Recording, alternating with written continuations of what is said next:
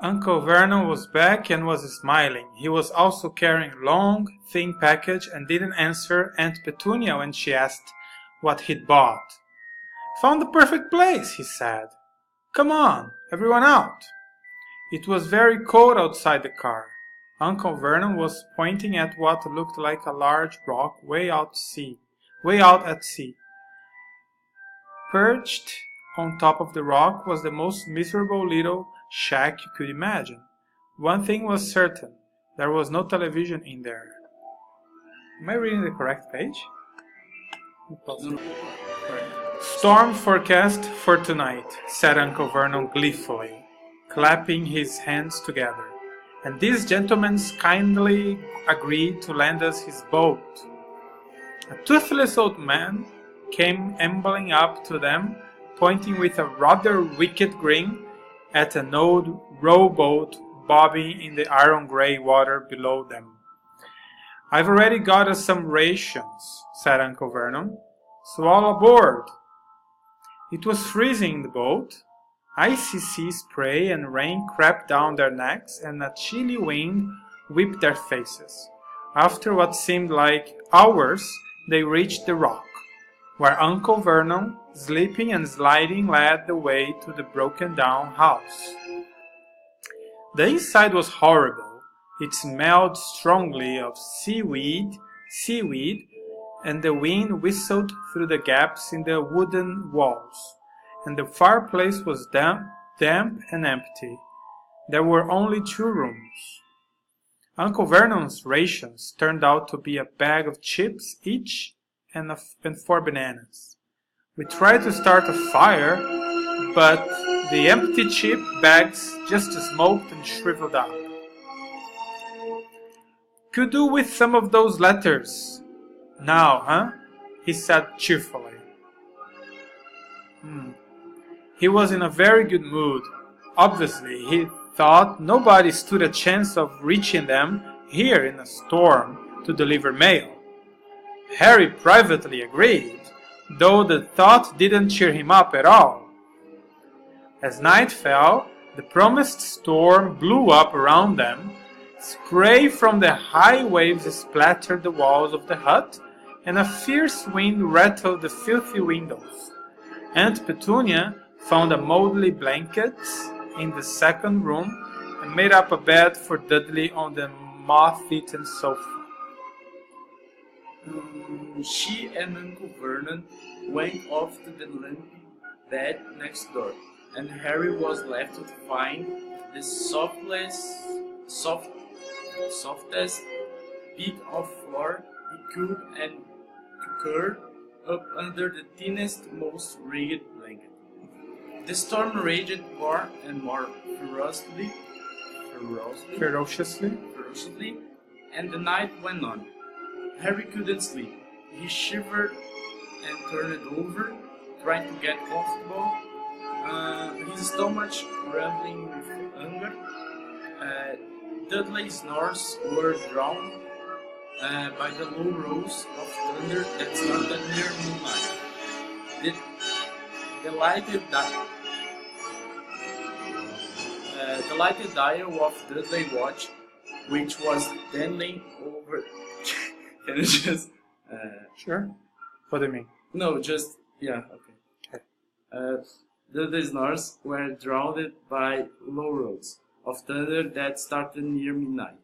The lighted dial of Dudley watch, which was dangling over the edge of sofa on his fat wrist, told Harry he'd be 11 in 10 minutes' time.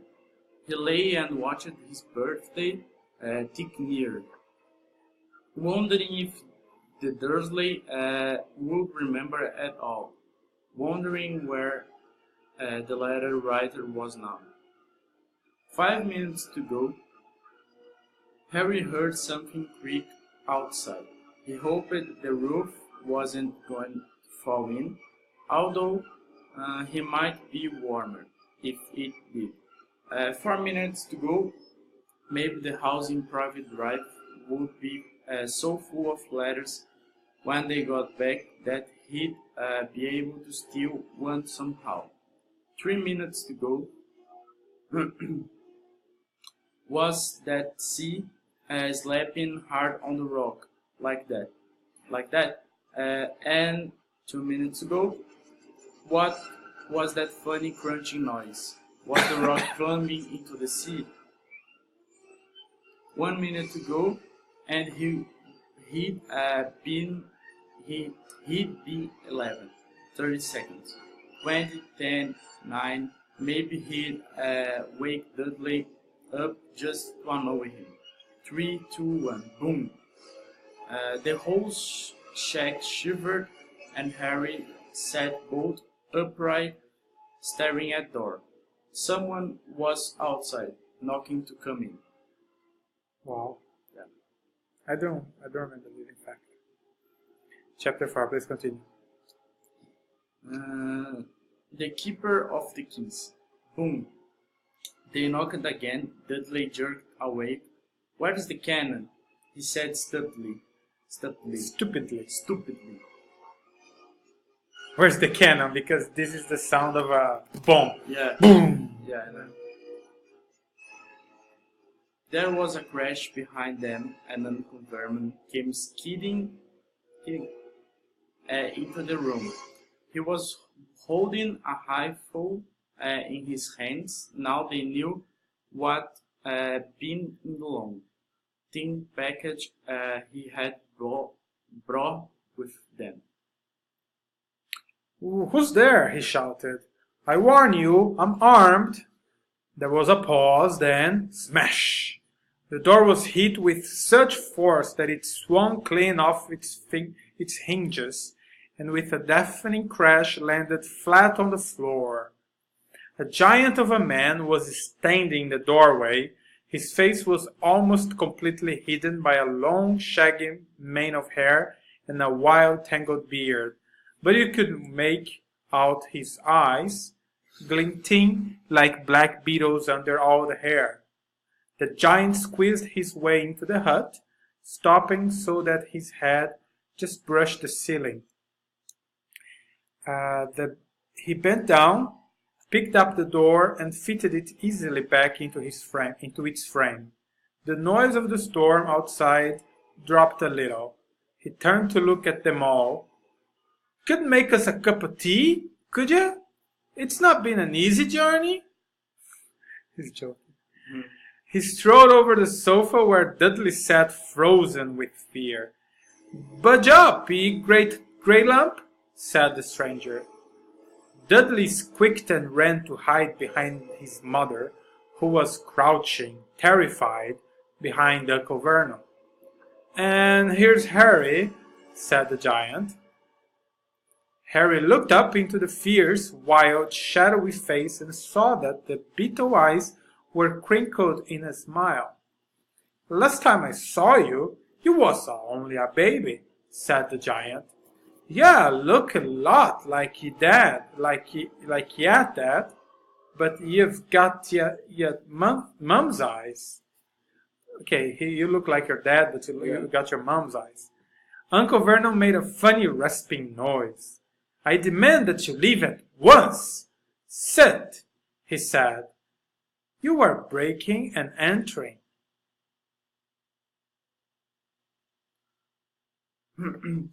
Shut up, Dursley.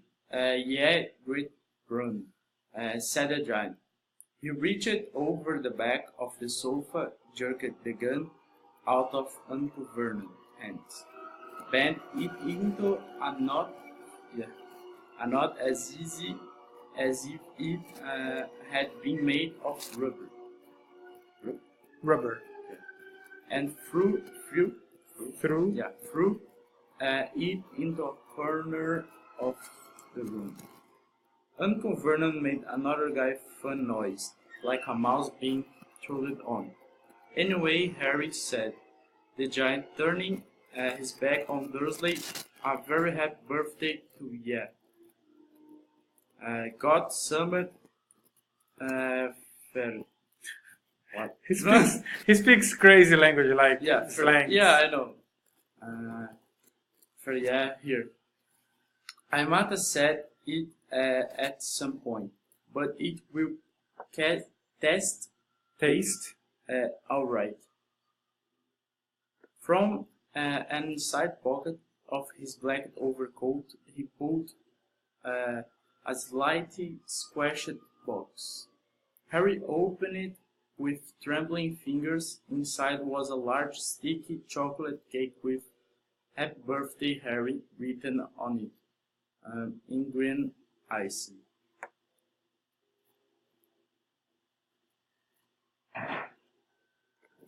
Harry looked up at the giant. He meant to say that thank you, but the words got lost on the way to his mouth, and what he said instead was, "Who are you?" The giant chuckled. "True, I haven't introduced myself.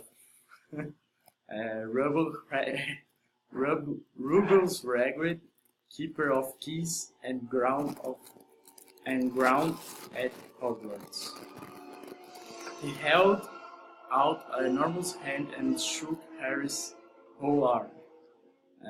"What about the tea, then?" He said, rubbing his hands together. "I'd not say to third somewhat stronger if you've got in mind." His eyes fell on the empty grate with the shivered chip bags in it, and he snorted. He bent down over the fireplace. They couldn't see what was doing, but when he drew Yes. back a second later, there was a Well, here? just go to the right. Maybe a little less.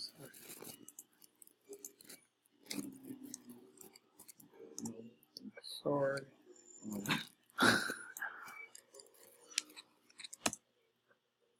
think just Here later, a second later. yeah. There was a roaring fire there.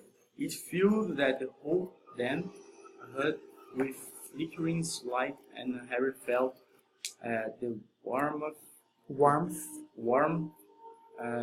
wash over him as though he'd sunk into To a hot bath. into a hot bath. The giant sat back down on the sofa, which sagged under his weight,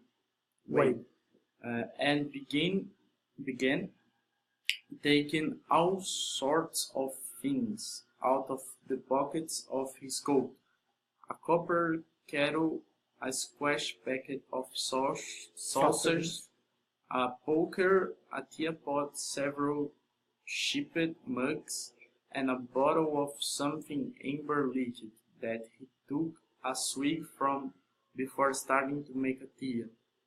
Soon the hut was full of the sound and smell of sizzling sausage. Nobody said a thing while the giant was working, but as he slid the first 6 fat juice slightly burnt. Sausages from the poker. Dudley fidgeted a little. Uncle Vernon said sharply, "Don't touch anything he gives you, Dudley." The giant chuckled darkly. "Yet great pudding of a son don't need fattening any more, Dudley, don't worry." He passed the sausages to Harry, who was so hungry he had never tasted anything so wonderful, but he still couldn't take his eyes off the giant. Finally, as nobody seemed about to explain anything, he said, "I'm sorry, but I still don't really know who you are." The giant took a gulp of tea and wiped his mouth with the back of his hand. "Call me Hagrid," he said. "Everyone does. And like I told